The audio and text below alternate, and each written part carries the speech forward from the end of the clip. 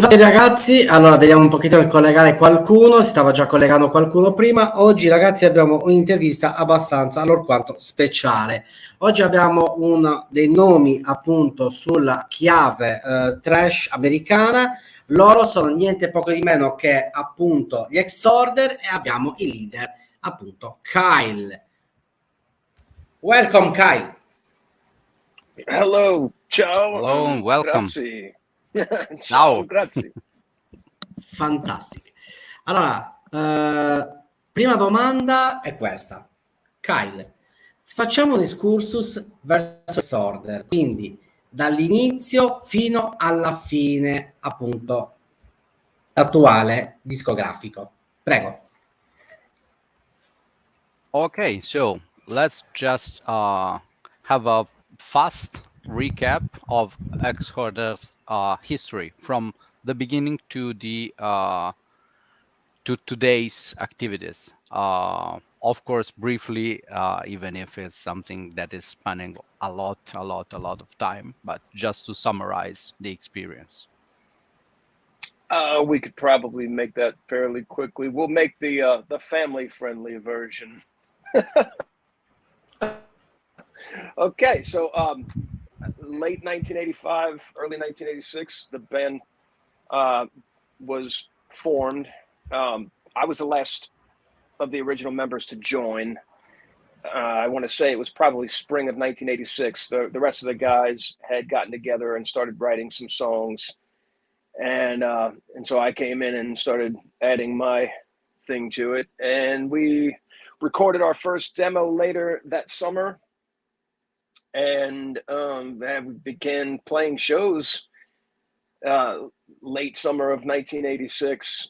And really, it grew very quickly for us in the New Orleans area. And within a year or two, we were writing and recording the Slaughter in the Vatican demo in 1987, 88.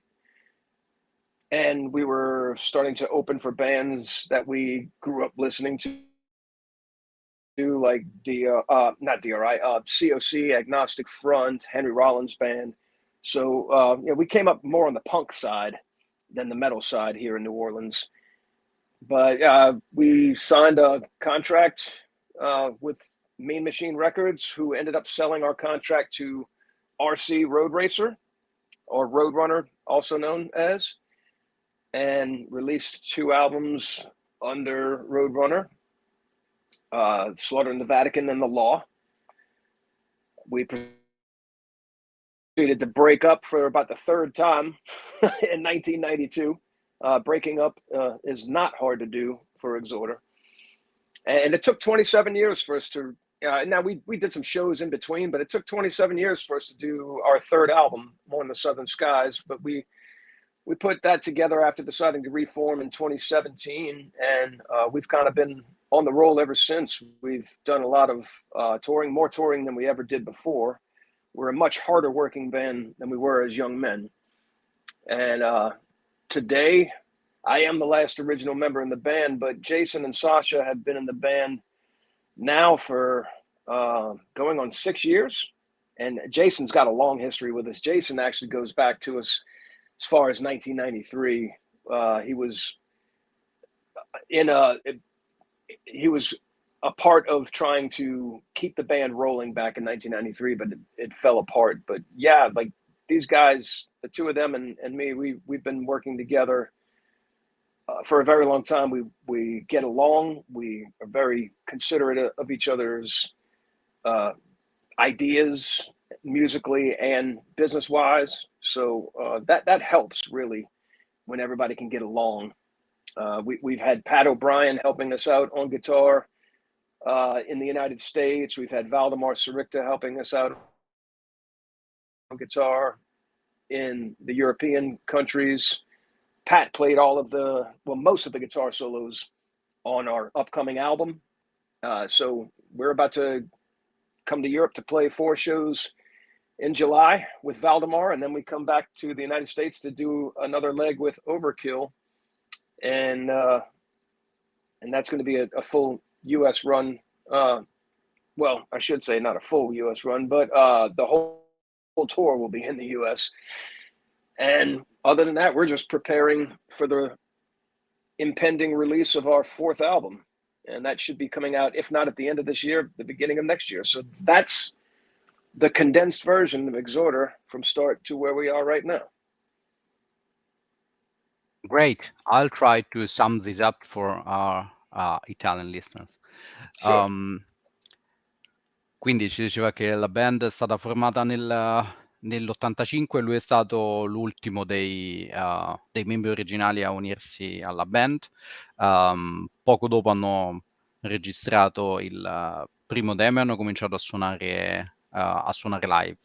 La band è cresciuta piuttosto in fretta e nel giro di poco tempo hanno cominciato a registrare e ad aprire per le band che erano un po' quello che loro ascoltavano crescendo.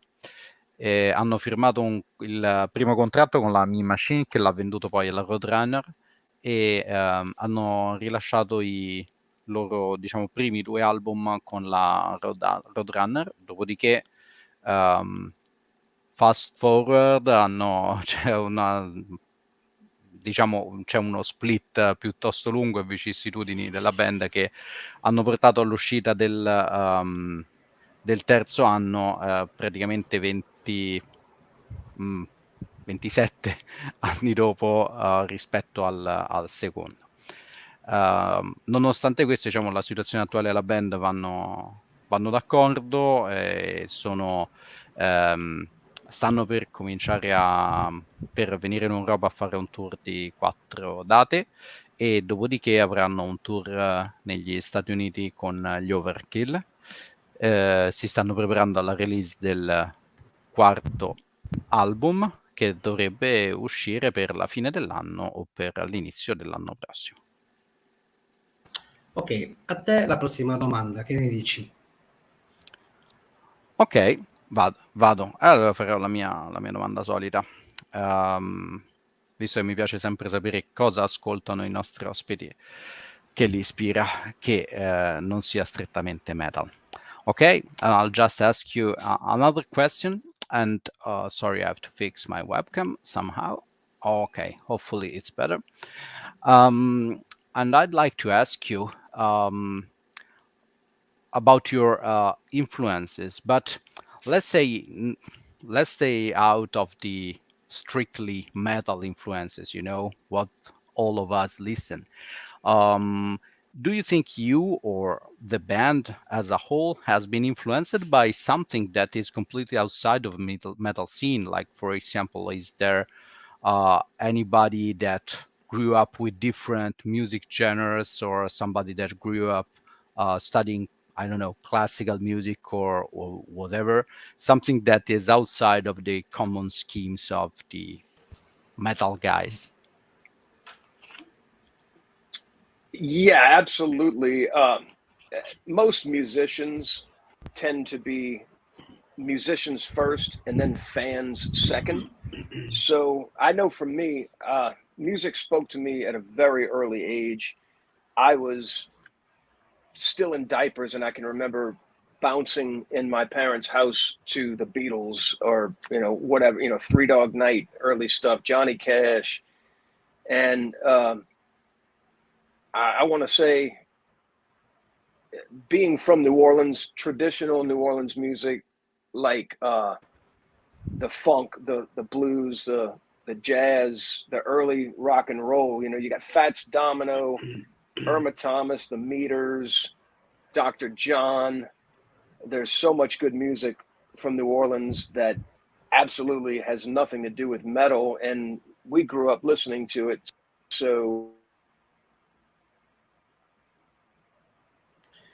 Un momento ragazzi, abbiamo avuto un piccolo problema. Ce lo siamo perso un attimo. Eccolo qua, perfetto. So yeah, so there's all that, you know. I listened to the radio growing up. I listened to albums. You know, I gravitated towards things like Kiss and Led Zeppelin as a child, but I also listened to a lot of funk, and you know, there's a lot of R&B and funk that I really enjoyed. when new wave came out, I liked a lot of that. Punk rock definitely spoke to me in my formative years. So really, there's to this day, I still, like, at home when I'm hanging out with people or just hanging out by myself, metal is not my go-to when it comes to listening. I usually put on something else. Great, thanks. Allora, quello che ha cominciato a dirci è che la maggior parte dei musicisti sono prima di tutto musicisti e poi fan. E quindi diciamo gli risulta normale che si senta un po' di tutto. Nel suo specifico, lui ha cominciato a sentire musica a un'età molto, diciamo, da molto piccolo, con i genitori, no? Beatles, Johnny Cash, il primo rock and roll, ma anche funk, blues, jazz, eccetera. E poi crescendo, naturalmente anche i classici Kiss, Led Zeppelin, anche tanto R&B, New Wave, punk rock. La cosa più interessante secondo me che è venuta fuori, dice che quando lui ascolta musica adesso, principalmente non ascolta metal, generalmente ascolta qualcos'altro. Ecco, poi tra tutte queste varie cose, però generalmente la prima cosa che mette non è metal. Perfetto, salutiamo Andrea Verdesca della The Triad, appunto, con il commento rivolto direttamente agli Exhorder. Quindi se vuoi leggerlo anche un attimino, get ready. Also from Andrea Verdesca, good evening on behalf of the Triad Records, about the great Exhorder. So there's thank you, some Andrea. fans Good evening. in the chat. Yeah. Perfetto. Allora, la prossima domanda è questa. Kyle, portiamo gli Exhorder in un mondo visionario, parallelo, verso un qualcosa che non esiste, ma allo stesso tempo un qualcosa di distruttivo. Come riuscite voi a entrare nella parte guerresca attraverso un panzer e nel riuscire a creare distruzione totale? Okay, when I thought about weird questions, and this is one of them. So, già fissando. yeah, I'm put my hands forward because Sei un grande, sei. Also, some issues with translations here. That is not so easy, but I'll try to convey some sense of this so that you can hopefully answer. So, what Alan was asking is, if you take Exhorder's music and you, let's say, try to place it into, let's say, how do you put the warlike feeling within your music? How do you put the inspiration within your music? Oh, okay. So to get that aggressive, angry feel, how do we make that happen into the music? Is that what you mean? Yeah. Okay. I mean, basically just wake up and turn on the news, or go drive to the store and have to deal with other drivers. I mean, like, basically, people are what makes me angry enough to write the angry things about Exhorder. So, life in general. I draw most of my inspiration from lyrical content from the life that I live day to day. On occasion I'll get a weird idea from a dream, or just, I don't know, kind of just create something out of nothing. But most of the time, everything I write about is something I've experienced in life.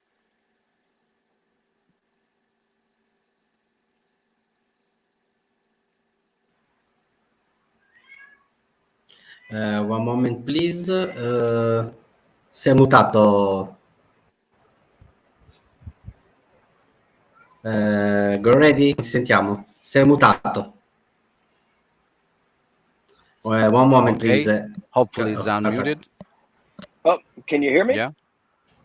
Yeah, sorry, it was on something weird went on from my part. Oh, do you need me to answer the question again? I'd be happy to.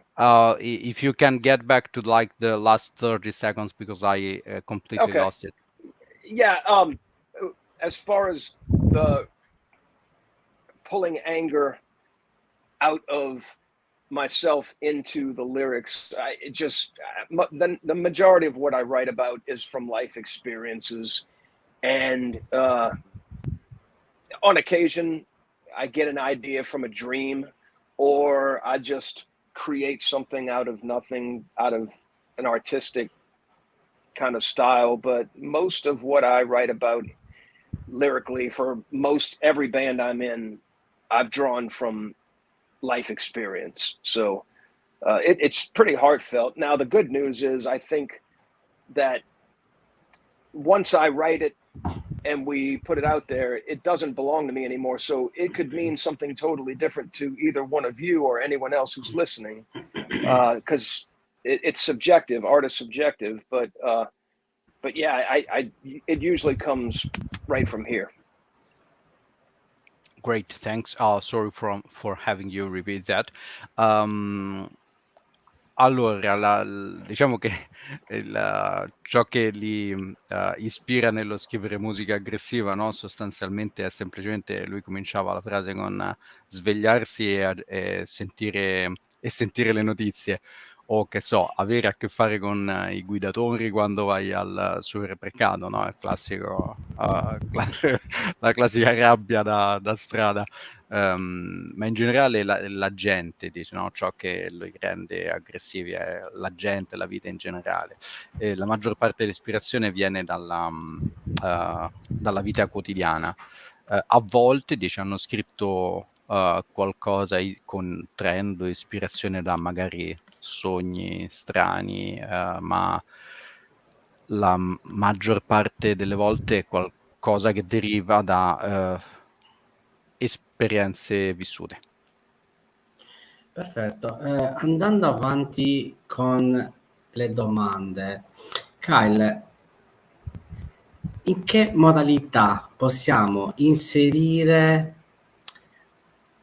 gli Exhorder? Nel senso, una modalità tranquilla e soave all'interno del corpo di un animale come un'aquila, oppure allo stesso tempo una parte aggressiva e contorta come un serpente, oppure un animale che non sai mai la propria reazione di questo esemplare come un orso.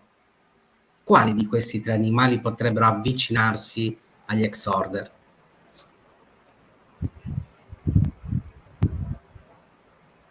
He's putting me to the test with the questions, but I can do that.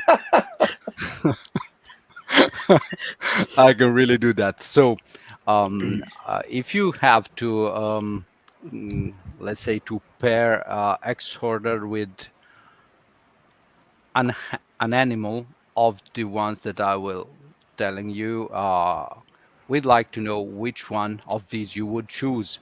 And Alan, if I'm not mistaken, these were an eagle, a snake, or a bear, right? Aquile, serpenti o dorso, hai detto, vero? Sì, yes. Yeah.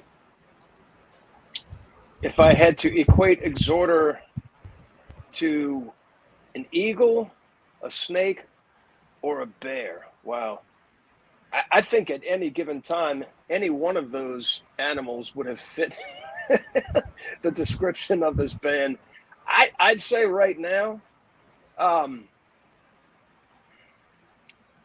probably the eagle right now. And the reason for that being, I almost said bear, because this band has been just an explosive juggernaut of a beast, without a lot of discipline from time to time. But I think right now an eagle is probably more calculated and efficient in its routines, more precise.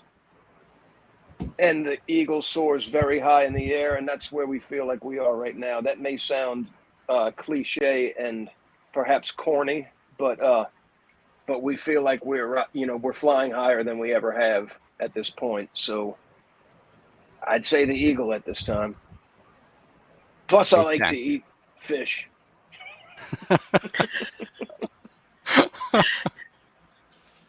That makes sense. Ok. Allora, diciamo che inizialmente ho pensato che tutte e tre andassero bene. Ok.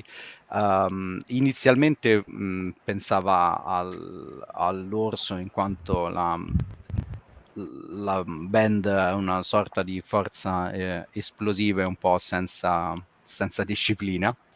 Ma adesso come adesso, e qui nella situazione attuale, probabilmente invece si identificano in più nell'Aquila, in quanto più efficiente, più precisa, c'è più analisi dietro e inoltre in questo momento si sentono come nel volare più alto di quanto abbiano mai fatto. Inoltre gli piace mangiare pesce come a lui, quindi la cosa... Quindi a posto. Quindi Calza a pennello. Esatto. A te la prossima domanda, che ready, prego. Ok, io chiederò qualcosa riguardo al processo compositivo. Ok. Sorry. Okay, so my next question is about your writing process. So I'm interested to understand how you approach writing, and maybe if there's a difference in how you approached writing in the past and how you do now. Like, for example, is there a main guy that is the driving force, the main writing force, and then brings the tracks to the band, or if it's a more let's say a group creativity effort during rehearsal, or how do you approach, or maybe you approach writing during the recording of the albums? So what's your take on that? Well, in the very beginning, this band was a collaborative effort. Everybody in the band wrote, especially the first album in particular. The five of us crafted those songs together, and I think as original members started dropping off, there may have been less of that, but still, it was still a collaborative effort. But at this time, with the lineup that we have now, with me and Jason and Sasha as the primary songwriters, basically what happens is Jason typically comes up with an idea for a song, gets with Sasha, they iron it out, bring it to me, and I help finish up the structure and add vocals and lyrics. And then there are songs that I bring to the table much the same way. And then we get together in the room, me and and Sasha, and sort out the main structure of the song. Jason comes in, adds his flavor to it on bass. And then we just kind of put all the songs out there and recorded all of them when we went to do the recording sessions for this new album. And we have, I want to say 12, 14 songs, something like that. And so they won't all be on the new album, but most of them will. And we really don't, it doesn't matter to us whose song who was the main person that inspired the song from it usually starts on the guitar. And so whether I started the song or Jason started the song or Sasha started the song, we're always ready to select the best material first, regardless of who wrote it. And it's very important to me that the songs are worthy to be called Exhorder songs, because it might be a great song that just is a better fit for another type of band. But, you know, I mean, we're still evolving.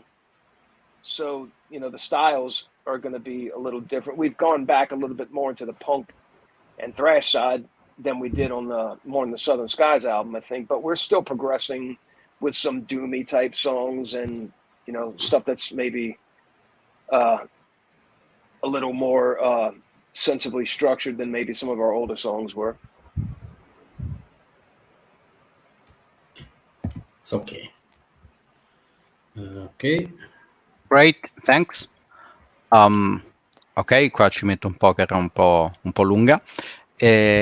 Allora, all'inizio della storia della band, principalmente la scrittura era uno sforzo comune, per cui tutti e 5 i membri della band scrivevano. Soprattutto nel primo album praticamente avevano scritto tutti quanti tutto insieme. Poi piano piano, a mano che i membri originali della band hanno lasciato il gruppo, è stato un po' meno collaborativo il processo di scrittura, però diciamo sempre più o meno su quelle linee guida, non uno particolarmente personale. Con la line-up attuale invece il processo più normale è che venga portata un'idea principale, dopodiché ci si lavora insieme. Al momento hanno 12 o 14 pezzi pronti, ma non saranno tutti nell'album, ma probabilmente lo sarà la maggior parte. E dal punto di vista compositivo, diciamo che non importa di chi è il pezzo, no? Chi è il compositore principale, diciamo, dei pezzi, ma che venga scelto per finire sul disco il materiale migliore, indipendentemente da chi l'ha scritto, perché diciamo che i pezzi devono avere senso per il percorso della band, no? Il loro stile si sta tuttora evolvendo, dice che anche se sono tornati un po' indietro, no, verso le radici punk e thrash, ci sono comunque dei pezzi anche con un'aura un po' doom e anche con qualcosa di più diciamo di più complesso, di più strutturato rispetto a quello che facevano in passato. Leggiamo il commento di Andrea riguardo appunto agli Exhorder, prego. Already. Okay, so Andrea is writing, I wanted to ask Kyle if he has ever had a situation that made him regret playing a festival or even a single concert, and how did he deal with it? Wow. Good question. The shows don't always go as you would hope. You know, sometimes there's technical difficulties, or sometimes it's just a bad combination of band and an audience. I guess sometimes bands get put on festivals or touring lineups where they don't really match. I've been a part of some really fun concerts, and I've been a part of some where the crowd either didn't like us very much or they like hated us and wanted us to die immediately. So that's not a fun feeling when tens of thousands of people are trying to kill you. So in particular, I remember it wasn't Exhorder, it was another band I was with, but things went very badly on parts of this tour, and it was crazy because some parts of the tour were great and some of them just weren't, and it was an arena tour. It was a big tour, so it's tough when you're getting things thrown at you or getting spit upon, and all you're doing is trying to do your best to put on a good show, and then you end up actually in danger, and it's kind of scary. But the best way to deal with it is to not feed a lot of attention into it, because I think that's what a lot of people who aggressively try to heckle bands, they're looking for a reaction, they're looking for attention. So the less you give, the less power you give to the person who's trying to distract you.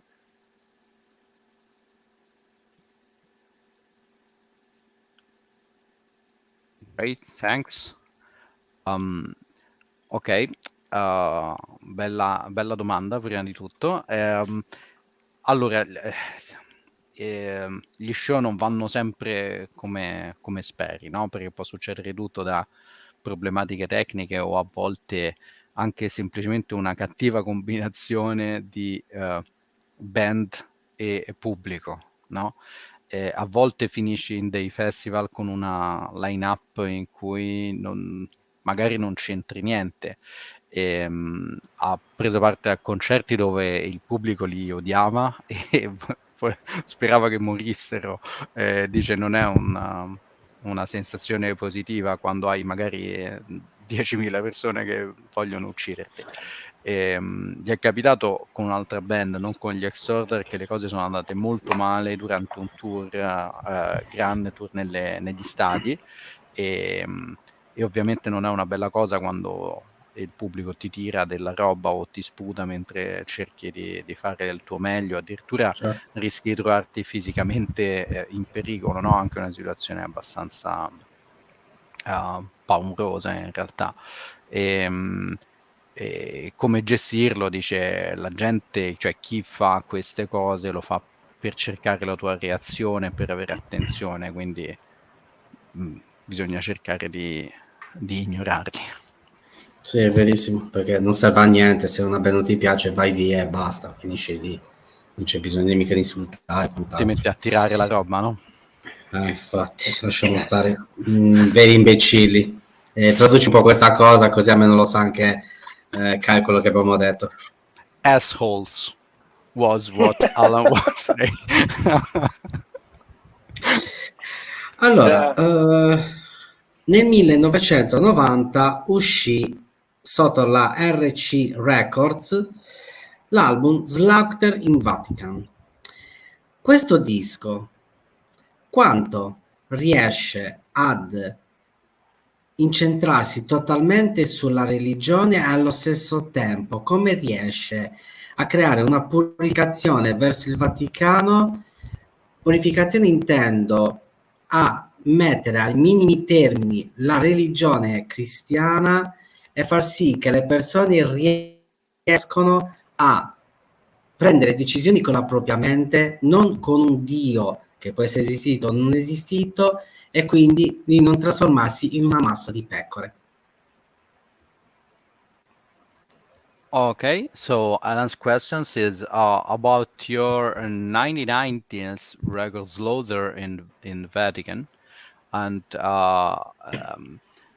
what he's asking is how is this record focused on religion, and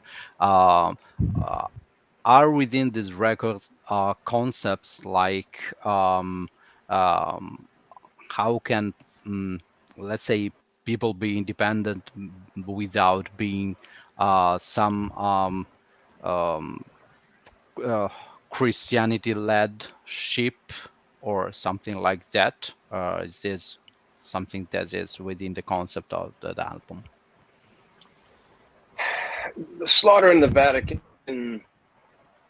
I think the concept came into play partly for shock value, and it wasn't me that came up with the idea for Slaughter in the Vatican, but I went to Catholic school my entire life. From the time I grew up through high school, I was in Catholic school. I was raised Catholic. We went to church on Sundays. And because of that, it was an easy topic for me to write about, because there was a lot in the Catholic Church that I did not agree with as I was being raised. And, you know, most teenagers are going through stages in their life where they're beginning to question, you know, their religion, the existence of God or not. And you add in the hypocrisies of any organized church. And really, this wasn't just an attack on Catholicism or Christianity per se. I'm not anti-Christian, and I'm not a Satanist. I don't really believe in any of that stuff. What bothered me is when people... Un attimo che l'abbiamo perso, ragazzi, sta riattivando un attimino, sono cose che succedono in diretta, appunto, di tutto ciò. Comunque Kyle molto simpatico, molto alla mano, lo troviamo una persona veramente divertente nel senso buono, quindi stiamo passando dei minuti abbastanza alquanto interessanti. Cosa pensi, Go Ready? Non ti sentiamo? Sono io che mi sono dimenticato di togliere il muto come uno scemo. Quindi... Hello, I'm so sorry. You're back. No problem, Kyle. Zero problem. So anyway, Slaughter in the Vatican is more of an example, an analogy for my anger towards the hypocrisy of any organized religion. You know, a concept as good as the existence of a loving God who loves us all no matter what has basically been ruined by people, opportunistic people looking for financial gain and power. So that was always my biggest gripe. I can't speak for everybody else in the band. Maybe they had different ideas as to why they were angry with it. Maybe they weren't angry with it at all, and we just kind of all went with it. But yeah, that's my big beef is people pointing at you and telling you what you need to do with your life to be a better person to get to heaven. And meanwhile, they're hurting children. They're hurting other people in the world for simply having a different point of view. You know, that's not just Catholicism. That's most organized religion. See, this is what I get back to before. People ruin everything. Great, thanks. Cerco di riassumere. Allora, il concept di Slaughter in the Vatican è stato scelto per più che altro, diciamo, per fare impressione, no? Per avere un titolo che fosse di impatto. Ok. Per quello che riguarda la sua esperienza, lui è cresciuto come cattolico, è andato alla scuola cattolica, andando in chiesa, eccetera, no? E quindi è stato un argomento sul quale gli è venuto facile scrivere, proprio perché avendone esperienza personale c'era così tanto nella chiesa cattolica con cui lui non era d'accordo mentre cresceva, no? Poi come qualsiasi adolescente passano delle fasi, no? In cui viene messa in discussione la religione con cui sei cresciuto, le domande, no? L'esistenza di Dio, eccetera, eccetera. Ma principalmente diciamo il concetto del disco, per come lo vede lui, poi fermo restando che altri della band potrebbero vedere la cosa in modo diverso, è più una rabbia verso l'ipocrisia delle religioni organizzate. Lui sottolinea sottolinea comunque come non sia né anticristiano né satanista né niente del genere, ma come appunto questo concetto di religione organizzata in generale, non propriamente quella cristiana o quella cattolica, viene visto il tutto come diciamo un concetto di divinità benevola che viene rovinato da gente che lo sfrutta per il proprio tornaconto. Pienamente d'accordo. A te la prossima domanda, Ready, prego. Ok, io gli chiederò questa volta qualcosa su invece il processo di registrazione, come si approcciano anche alle nuove tecnologie e le possibilità, no, che vengono date dagli strumenti moderni. Okay, so I have another question for you, and this time I'd like to ask you something about your recording process. With this, I mean, like, in these times, and you started recording, of course, a lot of time ago, and things are really, really different now. Any guy with a sound card can produce albums in his room, and Yes. everything is really, really, really different than it was. And of course, a lot of new tech is coming out and is out from a lot of time that allows you to heavy editing your tracks, triggering, or even MIDI drums or samples or all that stuff. And of course, there can be different opinions on this tech. For somebody, it's a creative tool. For somebody else, this can be seen as cheating. So, since you grew up and began as a musician in an era where probably most of this was much harder to achieve than it is now, what is your take on this new stuff that is available for everybody today, and how do you apply, if you do this in your recordings, or maybe you just go old style, let's say, all analog or something? Very good question, actually. I guess it's really a matter of personal taste. Back when we recorded our first albums, we did not have a lot of money to record with. The technology was much more primitive than it is now. So, in order to achieve the overall sound that we wanted, it would have cost a lot more money and required a lot more recording time to prepare for the sessions and to get the best takes that you can get as you're recording. So to me, like, the fact that it's so much easier now, I mean, you have to try really hard to make a terrible sounding recording now because of the quality of the technology that's available to everybody. So we try to do the majority of everything very organically, without cheating, where we're actually doing the performances, not I'm not a big fan of copying and pasting vocals. I would rather record the whole song myself personally, but to completely try to avoid the arsenal of tools and weapons that today's technology presents us in making a good sounding recording, I think that's probably a little bit extreme and dramatic overall. I think we're getting the best sounding recordings I've ever been a part of in recent years, especially this new album we're recording. We're very excited about how it sounds.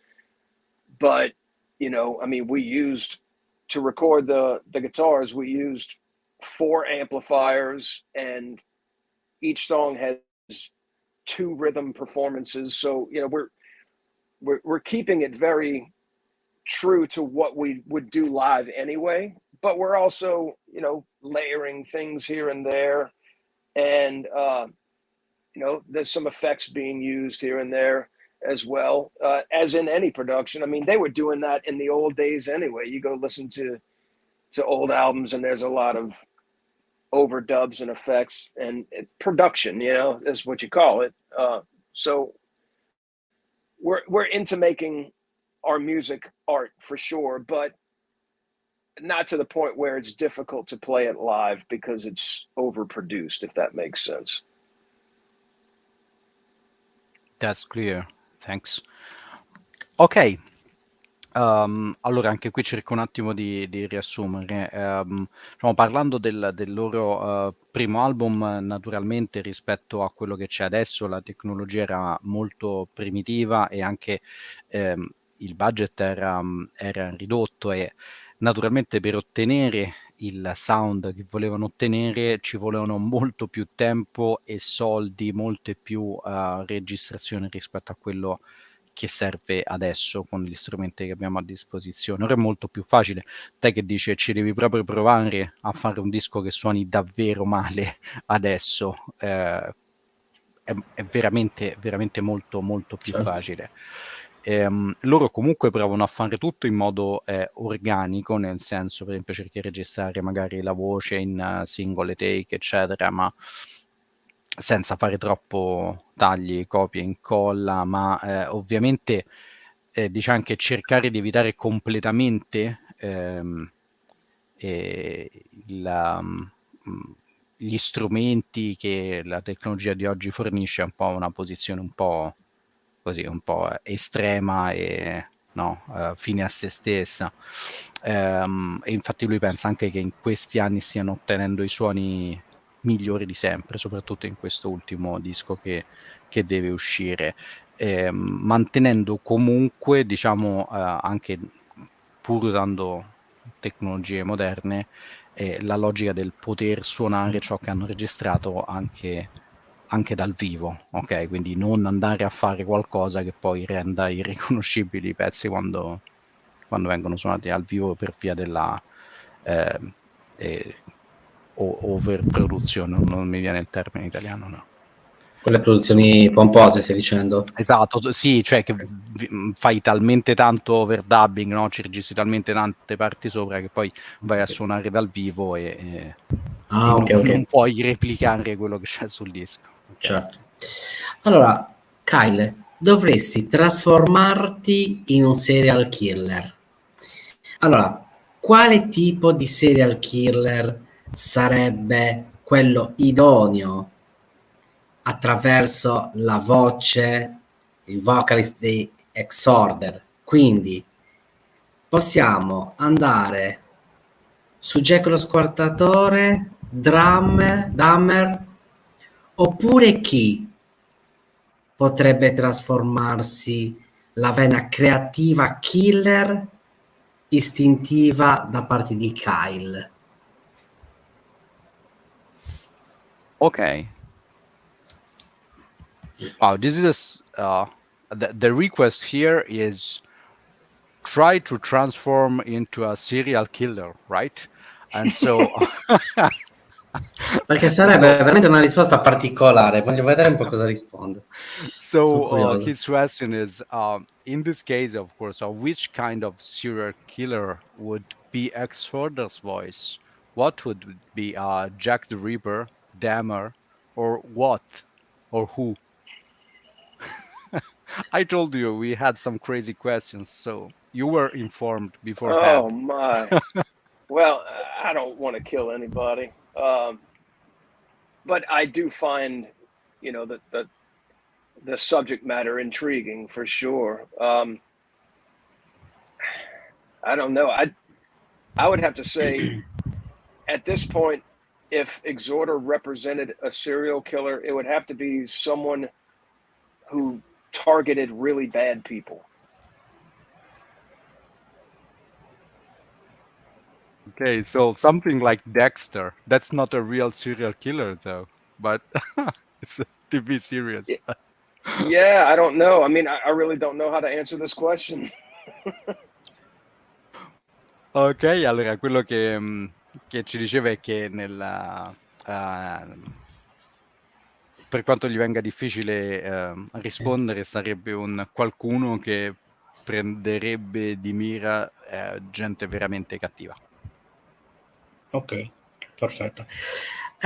Kyle, invece se dobbiamo portare gli Exhorder in qualche luogo particolare nel suonare, quindi creare un live, e non sto parlando di un tour o di una tournée, assolutamente, di una data singola, però dobbiamo levare tipo locali, queste situazioni qua le leviamo e le mettiamo da parte.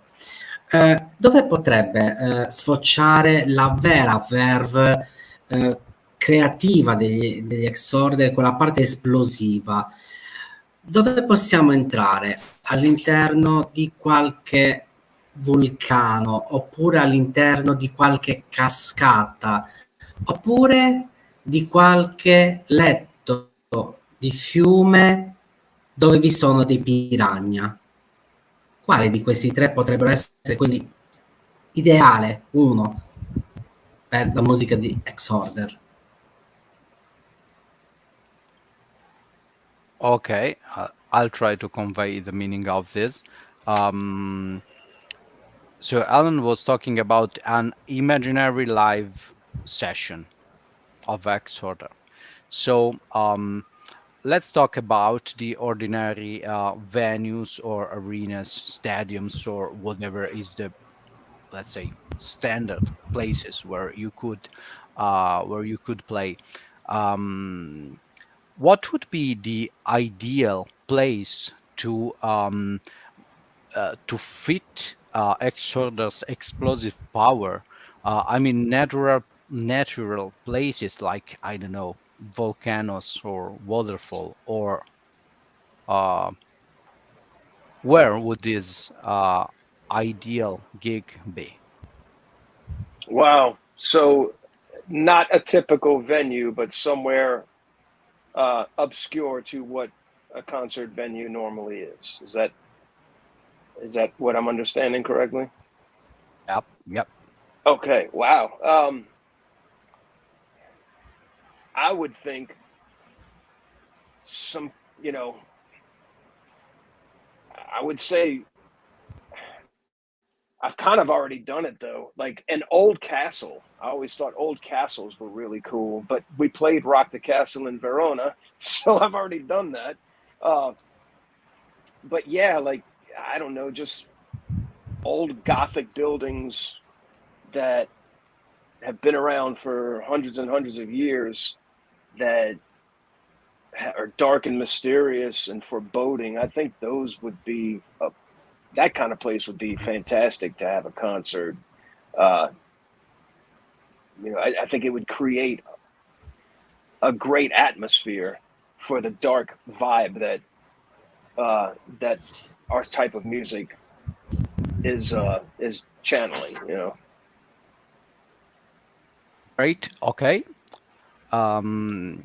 Quindi ci diceva che la cosa divertente è che in realtà l'ha già fatto, nel senso il suonare in un castello antico, diciamo, avendo suonato al Rock the Castle a Verona, però diciamo così idealmente qualcosa come per esempio edifici gotici o qualcosa del genere, no? Potrebbe essere un buon fit per il loro tipo di musica. Prego, a te la domanda conclusiva. Okay, so we're up to the last question, and thank you for taking the time of answering our crazy questions. As you Thank you. You can see, they were actually crazy. But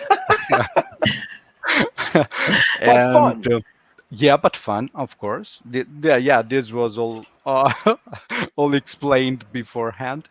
And the last question is the common questions that we ask to all the people that takes part to this interview, and regards some drinks. So if you would have to describe your band's music with some alcoholic drink, whatever, what would be the best fit?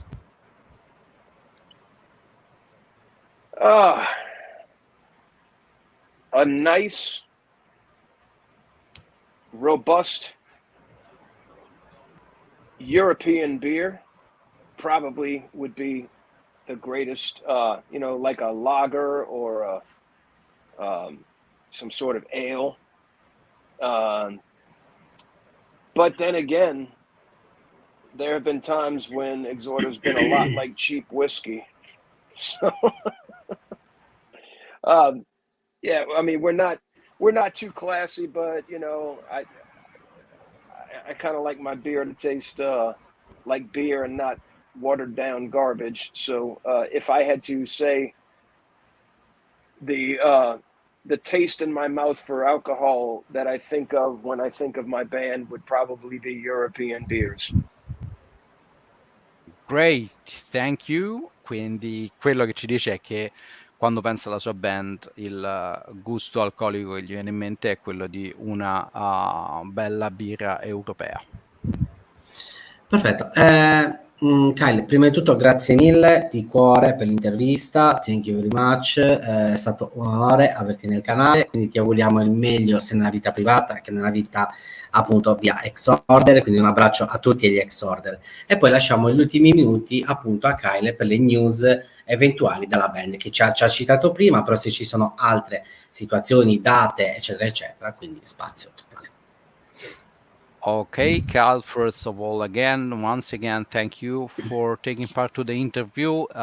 It was an honor to have you here, and it was a really nice and fun interview. So thank you once again. And if you want, if you have any other news or any other information that you want to give us about, I don't know, you talked about new record or new or upcoming dates or whatever. If you want to tell us anything else, you have the space. Yeah. So that is pretty much it for Exhorder right now. I'm also working with Trouble on a new album. I'll be touring Europe in the fall with Alabama Thunderpussy, and I think we have Italian dates. So it's a busy year for me, not just with Exhorder, but again, we're very, very excited about the new Exhorder album, and we can't wait to share it with everybody. So we're hoping for that fall release, like I said, and if not, it'll be early 2024. So everybody mark your calendars, we're coming. And thank y'all so much for having me and the band as a guest. It's an honor and a pleasure. That's great, thank you. Ci diceva che a parte il nuovo album sarà in tour in Europa con Alabama Thunderpussy e avranno delle date anche in Italia. Quindi se volete incontrarlo dal vivo, ok, grazie mille ancora, thank you very much Kyle, bye bye. Yeah. Bye, thank you. Thank you, bye bye. Ok, perfetto. Allora, perfetto, oggi è andata alla grande. Visto, go ready? Le preghiere servono. Tecnico, ma... Non so quali preghiere, però servono le preghiere a sua santità, diciamo. Non diciamo dignitosamente, diciamolo, dai. Inizia veramente. No, comunque, grazie mille, go ready come sempre, veramente. Tengo a farti i complimenti di nuovo perché anche a TMF e altri personaggi appunto che sono stati delle video interviste del Calice Nero fanno i complimenti per il tuo inglese, per il tuo modo di esprimerti in inglese che è veramente fantastico, quindi anche ci tenevo di fare queste anticipandogli che gli verranno chieste le cose folli, io questo ci tengo sempre. Devono sapere. Infatti Kyle l'ho visto un pochettino così, ho detto cosa sta succedendo, non lo so, forse non arriva a fine puntata, ci è arrivata a fine puntata, alla fine c'è arrivato, ce l'ho fatta anche questo.